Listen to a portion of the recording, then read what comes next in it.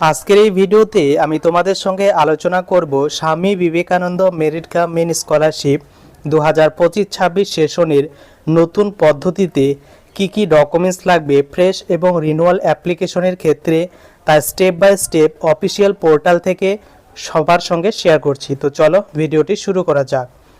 তো স্বামী বিবেকানন্দ স্কলারশিপের 2025-26 সেশনের আবেদন অলরেডি শুরু হয়ে গেছে। চাইলে তোমরা এখনই আবেদন করে দিতে পারো। আবেদন শুরু হয়েছে 28শে নভেম্বর 2025 এবং ফ্রেশ রিনিউয়াল অ্যাপ্লিকেশনের জন্য কি ডকুমেন্টস লাগবে এবার সেটাই তোমাদের সঙ্গে শেয়ার করব।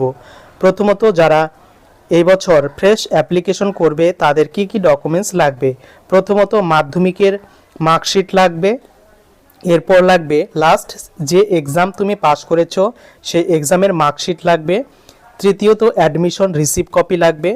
এরপর ইনকাম সার্টিফিকেট লাগবে, যেটা মিনিমাম ভিডিও ইনকাম সার্টিফিকেট হতে হবে। আর ভিডিও ইনকাম সার্টিফিকেট কিভাবে অ্যাপ্লাই করবে অবশ্যই আমার ভিডিও পেয়ে যাবে।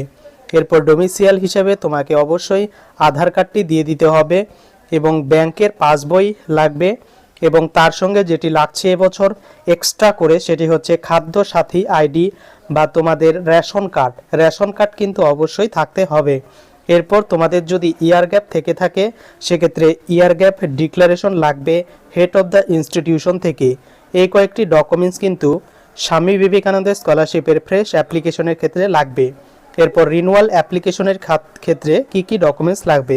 প্রথমত যে এক্সাম লাস্ট কোয়ালিফাই করেছো সেই এক্সামের মার্কশিট লাগবে এবং দ্বিতীয়ত যে অ্যাডমিশন রিসিভ কপি অর্থাৎ নেক্সট ক্লাসে যে অ্যাডমিশন হয়েছো সেই অ্যাডমিশন রিসিভ কপিটা লাগবে। তো এই দুটি ডকুমেন্টস থাকলেই কিন্তু এবছর 2026 সালে স্বামী বিবেকানন্দ স্কলারশিপের রিনিউয়াল করা যাচ্ছে। তো এই কয়েকটি ডকুমেন্টস তোমার যদি হাতের কাছে থেকে থাকে তাহলেই কিন্তু এবছর ফ্রেশ এবং রিনিউয়াল করতে পারবে। কিন্তু বর্তমানে যাদের কলেজে নিউ অ্যাডমিশন নিয়েছে তাদের রেজিস্ট্রেশন হয়নি, তারা কিন্তু এখন আবেদন করতে পারছে না। তাদের রেজিস্ট্রেশন হয়ে যাওয়ার পর তারপরেই কিন্তু স্কলারশিপের জন্য আবেদন করে দিতে পারবে। তো আবেদন কতদিন পর্যন্ত চলবে এখনও কিন্তু মেনশন করা হয়নি, তবে আরও অনেক টাইম পাবে তোমরা স্কলারশিপে আবেদনের জন্য।